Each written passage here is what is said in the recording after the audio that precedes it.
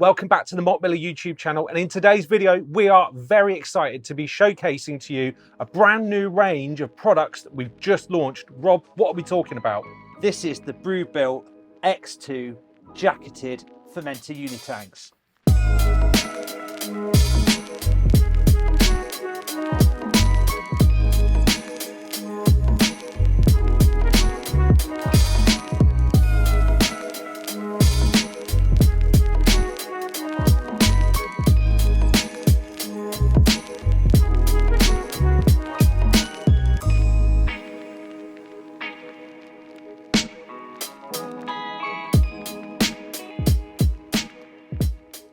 Now, if you've not heard of BrewBuilt, that's absolutely fine. They're brand new here in the UK and we're really excited to have them. But for everybody that is interested, Rob, who are BrewBuilt?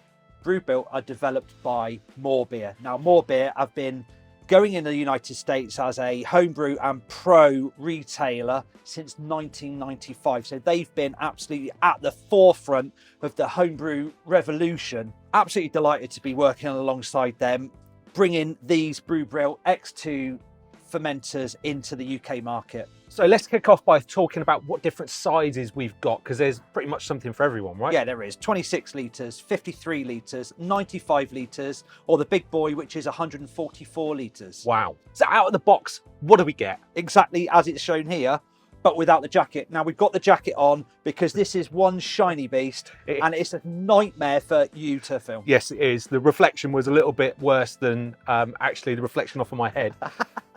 So this is the 53 litre version. Now, all the features are the same across the 4 different size options. Starting at the bottom, talk us through what we've got. Okay, we've got a big 2-inch tri-clamp butterfly valve. Yep. For dumping trub. That's perfect. We then move up to the 1.5-inch tri-clamp sample valve. Now, that can be located in any one of these 3 ports.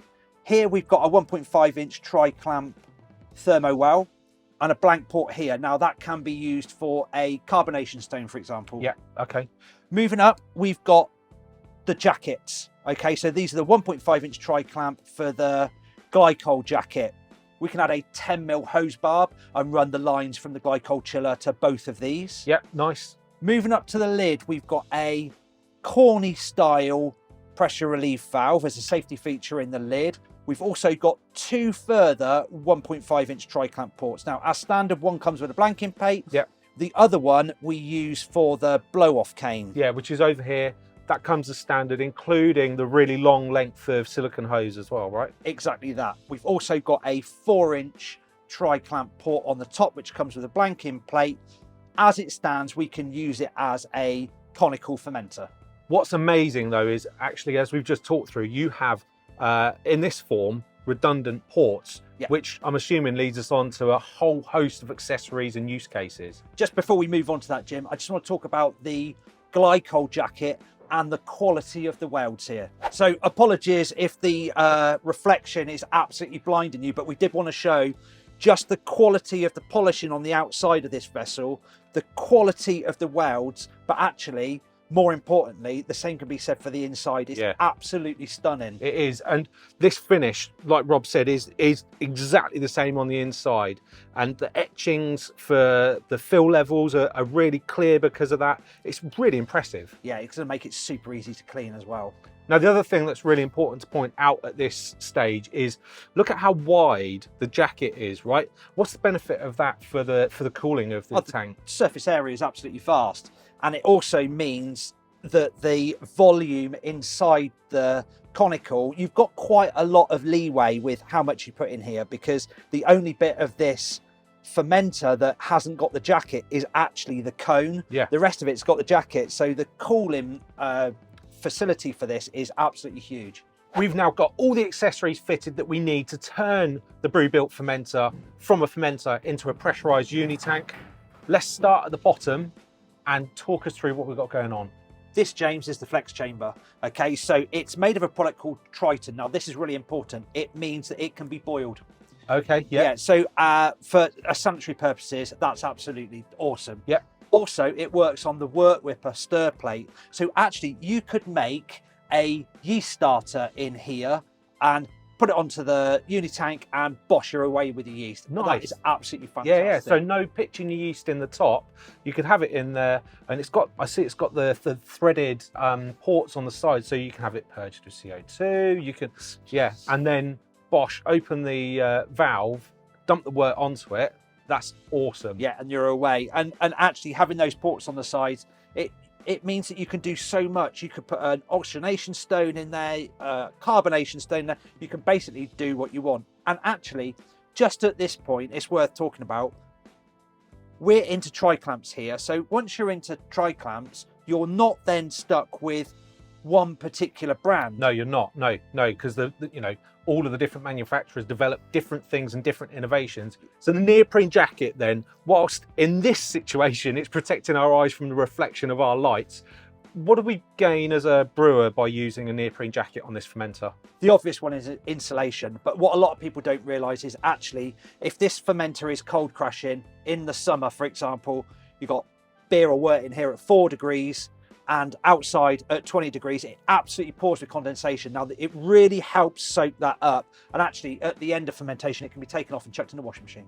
And also, actually, this jacket features lots of different Velcro openings. So it's actually super easy to get on and off. Yeah, because one of the features of all of the BrewBuilt fermenters, which actually I really like, is at the bottom here, they've got the struts to brace the legs. Yeah, so it makes it super strong. Now, getting a jacket on and off of something with struts like that is a problem, but they've got the lovely Velcro seams in 4 locations, so it literally just slides over. It's really easy. Velcro does up, Yeah. and you've got that insulation then from the very bottom of the cone all the way to the top of the fermenter. Yeah. Now, right at the top here is where we've got loads of adaptability, right, Rob? Talk to us about what we've got going on. Okay, let's start with the safety. All right, so we've got the corny PRV that's built into the lid. Now, the one thing about that is it's got a tiny hole that can actually easily become blocked with dried up Krausen, for example. Yes. So we always need to have 2 different types of PRV whilst we're fermenting under pressure. Yeah. Now, either one of these ports can be used for a PRV, and we've got the 1.5-inch tri-clamp PRV there. It's also, that is a highly professional product actually. It would suit massive tanks, but it's also a vacuum, protects against vacuum as well. So if you were to cold crash it really quickly, you can't have a tank implode. Oh, right, nice, fab. And what we've done here, obviously, to convert this is we've taken the blow-off arm off because we don't want that during pressurized fermentation. Yeah, cool. Now, what about on the large tri-clamp port in the middle? Because we've added something there, haven't we? BrewBuilt pressure kit. Now, that comes with 2 corny type posts. Yeah. One of which is connected to the floating dip tube system with the filter on it. So we can draw wort from the top, nice clear wort from the top. And we can take samples that way as well. Yeah, okay, nice. We also have a spare 1.5-inch tri-clamp port that can be used for dry hopping, for example, or we can fit various other products onto there, such as a hop bong. Now, because we're fermenting under pressure, Rob, that obviously opens up the door to spunding, right? Yeah. So for forced carbonation during fermentation. Yeah. Now, I can see you've added something on the top there to give us that. What have you put on? That's the Kegland spunding valve. Now, that is there so that we can control the amount of pressure that we've got whilst we've got a fermenting product in the unitank. I guess though, because we've still got the other tri-clamp on the other side, we wouldn't have to necessarily use that one. We could put like one of the larger stainless steel spunding valves from one of the other manufacturers on that side as well, leaving that gas port free if we needed to like top up the gas, do pressurized transfer or something like that. Exactly that. And actually once it's on there, because it's using the corny keg post type system, once you take it off, it's self-sealing. So we can take that on and off really easily. Now, we've flipped the unit round, and there's a specific reason why we've done that. It's because we want to talk to you about a feature that is shared across all of these, that comes as standard, but actually offers some really good benefits. Rob, what are we looking at here? Unusually for a unitank, the whole lid comes off. Now, that necessitates the use of a clamp. Yeah. And we've not actually seen this before. So the clamp is an actual band that goes all the way around, holds the lid tight to the actual unit itself. And there's a thick rubber gasket inside, isn't there? Yeah, nice and soft actually. So it squishes down, creates a seal within the unit. But obviously the whole lid comes off, which means we can actually get right into the unit. You can see the beauty of the polished interior and how awesome those welds are. Yeah. But it also means that you can see on a detailed level that it's actually clean. You said that we're in the world of tri-clamps, Rob. Now that opens up a plethora of adaptability and options for the user. And you've set just one up here that you're really passionate about. What is it? It's the pressure kit from Brew Tools. So they use it on the top of the Mini Uni series. However, it's a 4-inch tri-clamp, so it's a universal product. Fits directly on the top of here, has an inbuilt PRV, pressure gauge. It has an inbuilt spunding valve even, and we can also add pressure or take it away using the corny post on top. It's absolutely ideally suited for this product. It's also got that floating dip tube system as well, right? So we can draw beer out as and when we need to. Yeah. It's a really versatile product. And because it's got all of that built in to one unit, Yeah. you've also still got that valve over here potentially for adding like a hot bong or something, right?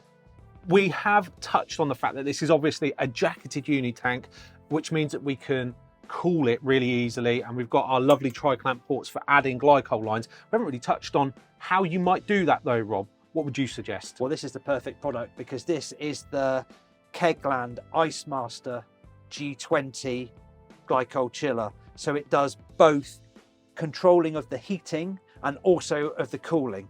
Now we've got an awesome video about that product, which I'll put up here for you to check out, but it is very versatile and would be able to handle this with no problem whatsoever, right? Actually, 2 of these. Yeah, no easily, issue, yeah. easily. And as you said, it will control both heat and cooling.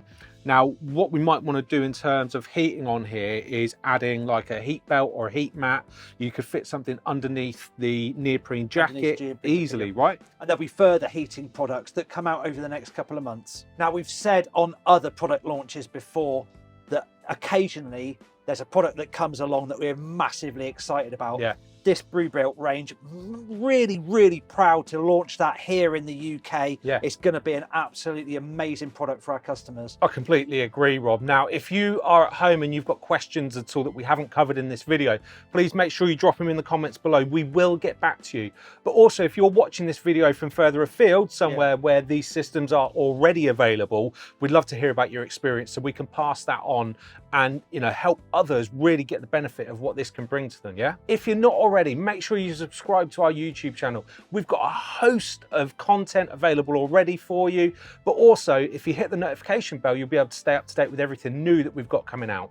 And of course, you can also follow us on Instagram, Facebook, and Twitter.